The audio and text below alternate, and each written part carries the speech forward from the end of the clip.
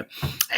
And you are looking live at Sold Out MetLife Stadium, where today the 16-0 New York Giants bitch slapped the 0-16 Indianapolis Colts 38-10 and punched their way into the playoffs for the first time since 2016. And why are the Indianapolis Colts 0-16? Because they suck. Welcome to the Gridiron. Oh, baby, huh? Ah, boy. I'll tell you, it's good for a win. I mean, this is just like the trifecta. You know what I mean? The win, the ass whooping. I think the first time since like 1912 the Giants scored 30 points in a game. I mean, it's like, wow. I mean, it was 43 games, I think it's been, since they scored more than 30 points in a game. I mean, like, holy cow. And they punched their ticket into the playoffs. And right now, as it stands, I mean, a lot can go on next week. The Giants can't go up or down, okay? Giants can't go up or down. They're locked in at number 6, okay? But the way it is right now, the Giants are going to go back to Minnesota and play the Vikings. All right. So before I get started there, before I start rambling on here, thank you so much for joining me. I'm going to try to go about 30 minutes tonight here. Probably go a little bit longer. Right. Anybody got anything to say in the chat? Just throw it in the chat box. I usually check on the chat box like every 5 or 10 minutes or so. So anything that gets put in there, I see it, and I always try to respond to it as fast as I can. So please feel free, fire away, throw whatever you want in there. Right? Before I get started, anybody wants to help support my channel, it would mean the absolute world to me. In the description box below, there's a link, top link. I take it to my membership page. I got 3 different membership levels. The first one's called the Saquon. The second one's called the Lawrence Tail, and the third one is called the Gridiron. Each one's got their own little perks to them. They got loyalty badges. There's emojis. The loyalty badges are pretty cool. There's 8 different loyalty badges. Each one is a New York Giants helmet. The older the helmet is, the longer you've been a supporter of my channel. As of right now, there's 4 emojis. Eventually, there will be a 5th one coming out. But as of right now, there's 4. Had them on Fiverr, and every time I look at them, I get a kick out of them. They're pretty funny. You can use them, I guess, in the chat box. I guess you can use them if you're making a comment or something like that. But they're pretty cool. So anybody wants to help support my channel, it would mean the absolute world to me. And if anybody is, if you're not subscribed to my channel, what are we up to right now? 4,252 subscribers. Right? Every day I'm going up like 5 to 10 subscribers. What the heck did I have? 42. Okay, I've gone up 10 the past day. I was at 42 yesterday. I'm up to 42.52, and we're still the day's not over with yet. So I might even hit 15 subscribers today that I'm getting. But so every day I'm going like 5 to 10 or so subscribers.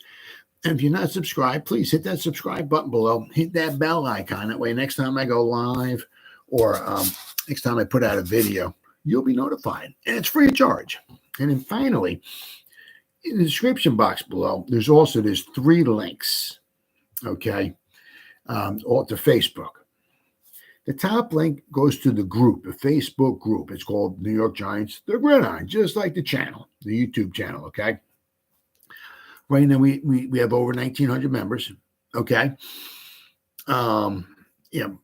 It's like it's a daily thing every day. Between the YouTube channel, the Facebook group, and the Facebook page, I spend at least 2 to 3 hours every day, 7 days a week, pretty much, between the group, the page, and the channel.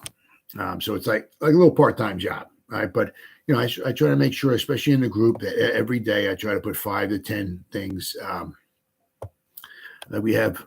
I'm not sure. I don't think this is her real name, but it's Maura Elaine. She just posted about an hour ago. She said, I had such a good time. Love being part of it. She has a picture of her sitting, I think, in her seat. She has a picture of the stadium chock full of people. And she has a picture of her fingernails. They're painted. One of them says NY on it. The other one's blue. It looks like a helmet, right? So she just posted a picture in there. It says from MetLife Stadium. And she did that about an hour ago. So, people like her post in there. Then I post stuff in there all the time. I put like 5 to 10 new things in there every day. I just put in the current playoff standings, okay, which has the Giants, now the 6th seed. The Vikings are now the 3rd seed. They flip-flop with the 49ers because the Vikings lost and the 49ers won in overtime. The 49ers won in overtime. They beat the Raiders, and the Packers just bitch-slapped the Vikings. So right now, as it stands right now, the Eagles have the bye. Cowboys are going to go into Tampa Bay and play the Buccaneers. The Buccaneers beat the Cowboys week 1 this year in Dallas. All right. The Giants would be traveling to Minnesota to play the Vikings, and the Seahawks would be the 7th seed as of right now. Still 1 game to go. Okay. And they would be going into play San Francisco. Okay. So that's the way that is. But I said I put stuff in there all the time. Right. Every day.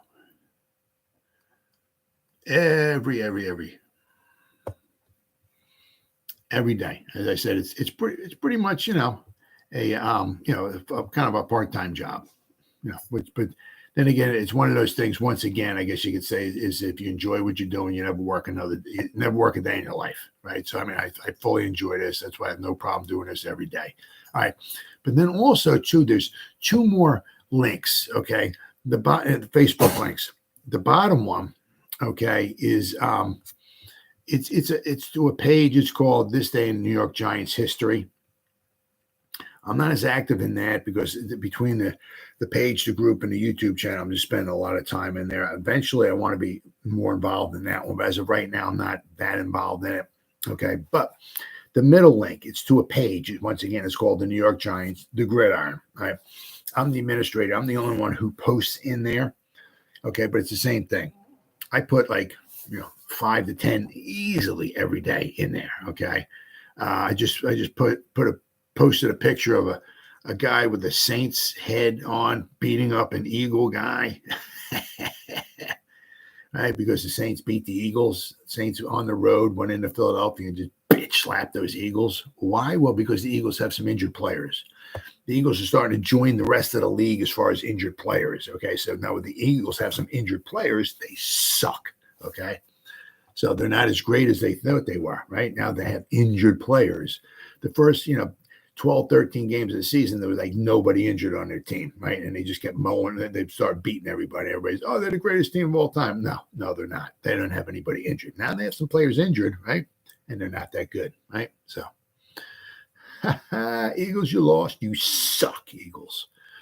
Anyway, I said, but right now we have 481 people who like the page, the New York Giants, the Gridiron page, and there's over 1,400 people who are following it. Okay.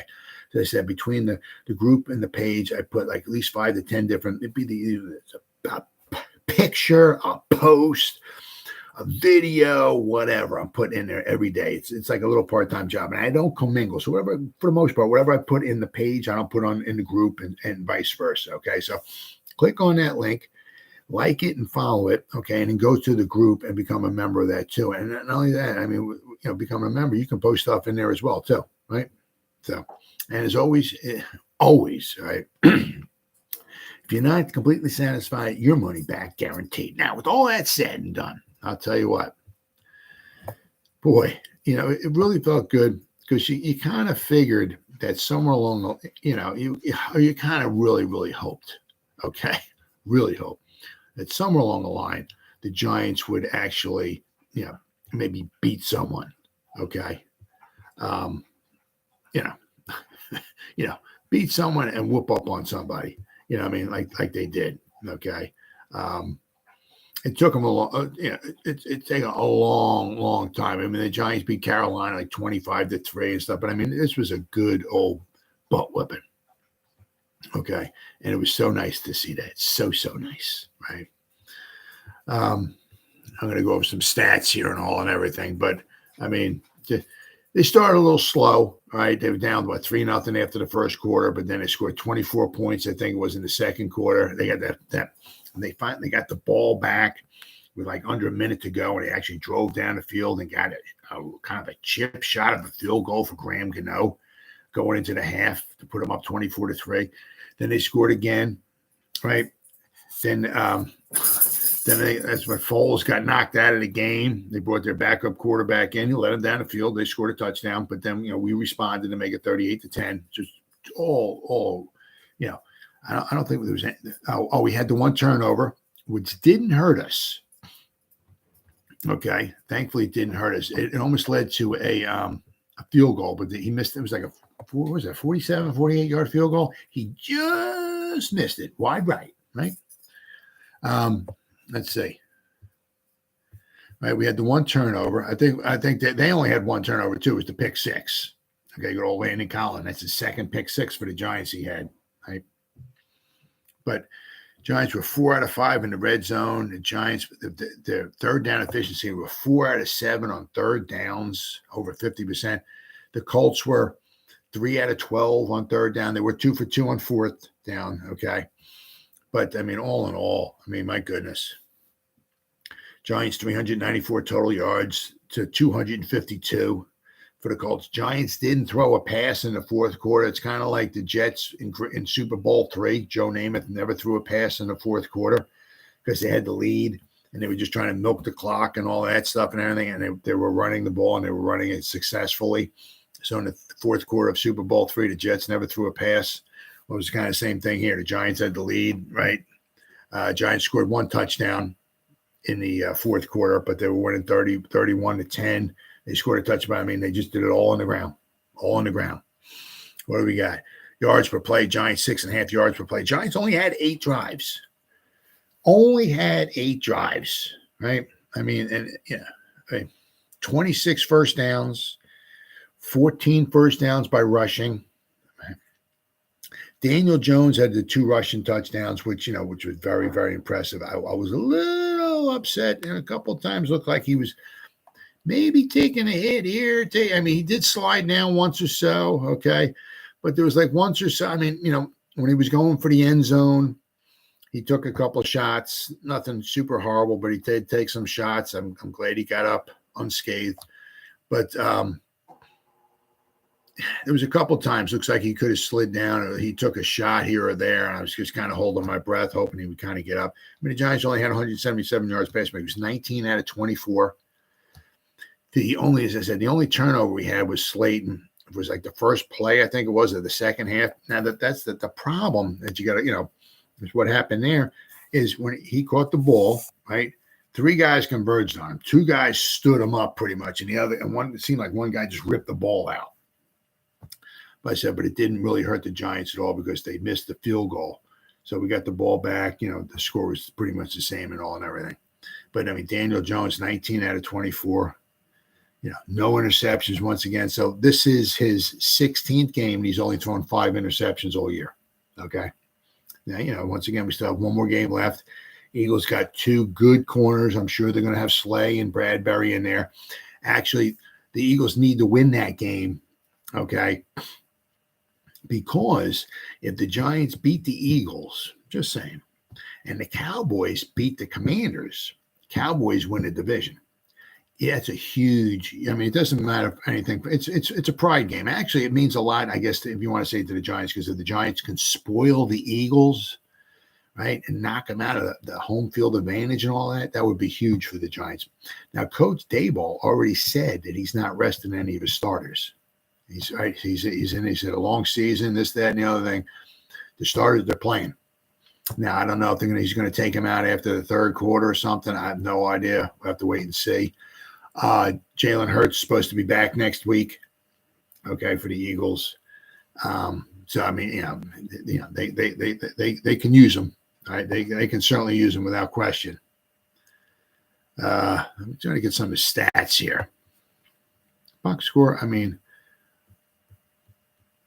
Let's say the Giants here, where we get Daniel Jones ran the ball 11 times, 91 yards. Matt Breida. Tell you what, Matt Breida there, in the fourth quarter, had a couple of nice long runs there.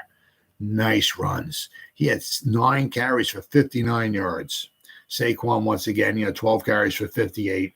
He had a 19-yarder. Gary Brightwell ran the ball 5 times for 9 yards, but the Giants ran the ball 37 times for 217 yards, almost 6 yards a carry they had. Daniel Jones had the 2 rushing touchdowns with 217 yards. Very, very, very solid. Okay. What do we got here? The defense didn't do too bad. They only gave up 128 yards rushing. All right, 27 carries, 4.7 yards a rush. Not bad. That's lower than what the Giants usually give up. Giants only gave up 7. Pittman got him pretty good, 6 receptions, but he only had 41 yards. Paris Campbell, he had 3 receptions, but he had for 52 yards. But he had that one that I think he just out jumped Xavier McKinney to set up their first field goal of the game. There was a 49-yarder, but they had 17 completions out of 27 attempts. Right, they only had 141 passing yards. Actually, I guess it was a net of 124 after you take. So they only had 124 yards passing after you take the 2 sacks out of the game. Okay, so 124 yards passing, 128 yards rushing, had 252 yards of offense. Very, very good. Very good. Nobody really beat him up. They had a bunch of guys. Campbell had 3 receptions. Pittman had 6 receptions. Woods, Pierce had 3 each. And Jordan Wilkins, the only one. They only had 5 guys catch passes. Well, the Giants only had 6 guys catch passes. But, once again, Richie James and Hodgins. I'll tell you what, Hodgins, another touchdown reception. This is 4th in the last 5 games, I believe it was. Now, I would say, honestly, I would say the Giants, they need like a deep threat without question. They can use like a number 1, right? I don't know. See, if they're going to try to re-sign maybe Richie James, I'm sure Hodgins and James are not signed for next year. Let me see here. Let me check this out here. Let's try this again here. I just want to see if those guys are. I don't believe they are. New York Giants salary. See, because the thing is, you type in Giant salary cap, you might just wind up getting. You just might wind up getting the San Francisco Giants. All right, so let's go 2023. Bam, and we'll hit update. Now I want to see if the Giants have Hodgins is. Oh, they got Hodgins for next year, apparently. And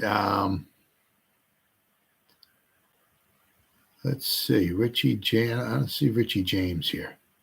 So apparently they do have Hodgins. And I tell you what. I tell you freaking what. Let me tell you what. For $870,000, the dude's a steal. But they might be wise to try to throw some money at James, see if he can come back. Okay, he can also be the punt returner. He needs to obviously hold on to the ball. Okay, but I'm not. I have to see. What they do with Darius Slayton as well. The Spot Track has Darius Slayton's calculated market value at only $3.5 million. I can see him getting a little bit more than that, but that's what they got him at. Okay. The Giants going to sign, if they can think possibly maybe see if they can get Darius Slayton back for $3.5 million, that may not be bad, right? But they still, they're going to let him go of Golladay. If they can get Shepard back, right, on a cheap, because he's always injured. If they can something out, maybe they can try to sign Darius Slayton. If somebody might throw some money at Darius Slayton, and he might have to wind up going elsewhere. But apparently we have Hodgins. If we get Sterling Shepard back, we're going to get Wan'Dale Robinson back. Hopefully we can maybe re-sign James, and he can be our punt returner again. So he had another solid game for the Giants, another 7 receptions. Hodgins had 4 receptions on the year. Hodgins, let's see. Let me get Hodgins stats here. Just very, very, very solid. We got here the last Sewell. Here we go. We'll do Sewell here. Okay. All right. His first game against, but some of these he wasn't in the whole game or whatever. But against the Texans, he had 2 receptions. Then against the Lions, he had 3. Dallas, he had 3. Washington, he had 5. Philly, he had 4. Washington, he had 4. Minnesota, he had 8. Indianapolis, he had 4. Okay. And he has 4 touchdowns in the past 5 games. Right. So he's played in 8 games. He has 4 touchdown receptions. Okay. He has 33 catches, basically in half the season. All right.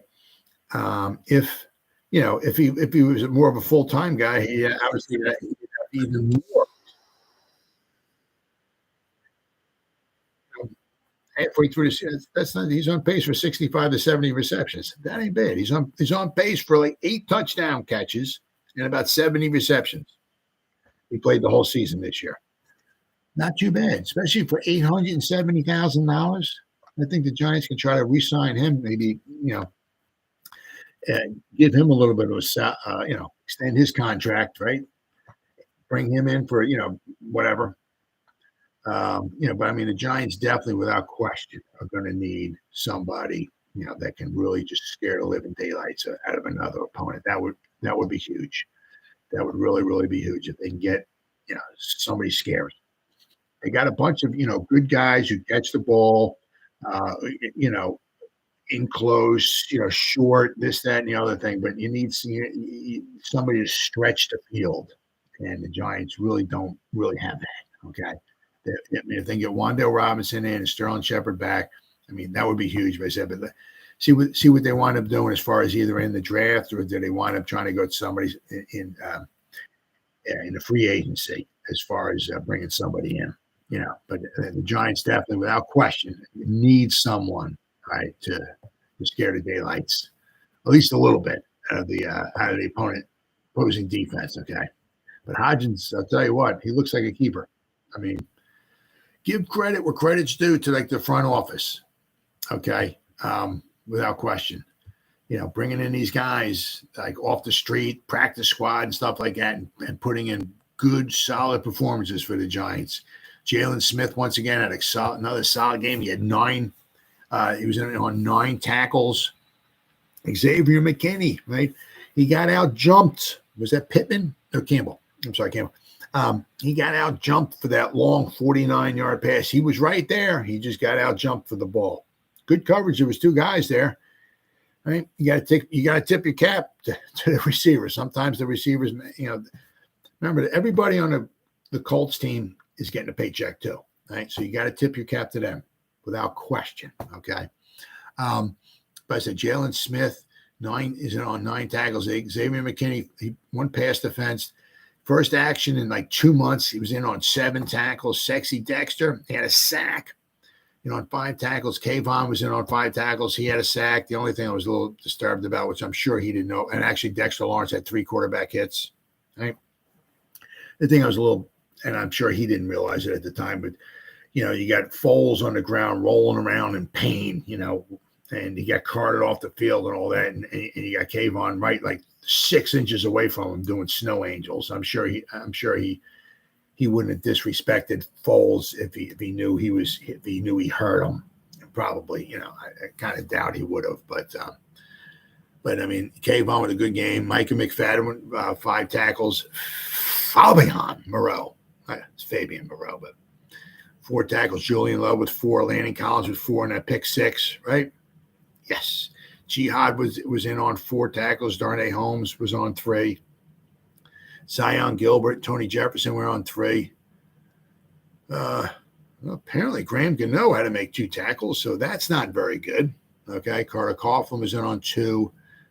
McLeod was 2. Leonard Williams was 2. Leonard Williams had to come out. He's got a stinger in his neck, so it'd be very interesting to see what they do with him against the Eagles. Hopefully the Giants don't need the game. Let the man sit. Let the man give the man a couple of weeks off. Hopefully the stinger will go away. And, because he's not going to be recuperated. He's not going to get totally 100% better until next year. Okay. So, he needs as much time off as he can get. I mean, I'm sure Dexter Lawrence will get a day off this week, but give Leonard Williams the next 2 weeks off. Next time we want to see him will be in the playoffs. Let him heal, right, as best he can. But apparently he left the game with a stinger. Okay, so certainly wishing him nothing but the best, right? Another Graham Gano, and then another solid performance, 5 extra points, 1 field goal, right? And the Scottish Hammer only had to punt 1 time, right? And how freaking awesome is that? One punt, 47 yards, right? Because if we go, right, play by play. All right, what do we got here? Giants punted, then they had a touchdown, then the Colts basically had 2 possessions in a row because they had the pick 6, and then they got the ball right back again. And then the Giants got the ball back with 46 seconds, I believe it was. About 46 seconds left to go, and they marched down, and they got the field goal. Nice, solid drive. Very good to push it to 24-3 at halftime. So, the Giants had a punt. So in the first half, the Giants had 4 drives. Then they had the fumble. First play of the second half, Darius Slayton with the fumble. Then they had a touchdown. And they were trying to run the clock out. So on 4th down, they tried to get the first down. It was 4th and 2, I believe it was. And it was Brightwell. I believe Brightwell got stoned in the backfield. He lost 2 yards. And they gave the ball back. But, the game was over with them. We had Brightwell. He ran. He lost 2 yards. Speed made the tackle right after the 2-minute warning. So the Colts got the ball back with a minute 56 to go. So the Giants were just trying to run the clock out. But, the Giants only had 8 drives, right? So they only had a punt 1 time. So, that was really, really overall. It was one of those games, where you were just very happy. You had a team coming in that had nothing but pride to play for. Okay, their season was over with. The Giants have everything to play for. Giants do not want to go into Philly having to beat Philadelphia to make the playoffs. The Giants also do not want to just back in to the playoffs. Well, we lost our last 2 games, but everybody else lost, so we're in the playoffs. No, you don't want that. You want to win, okay? Giants want to win next week too, okay? But you're at home. The fans deserve it. The players deserve it. The organization deserves it. Everybody deserves it, right?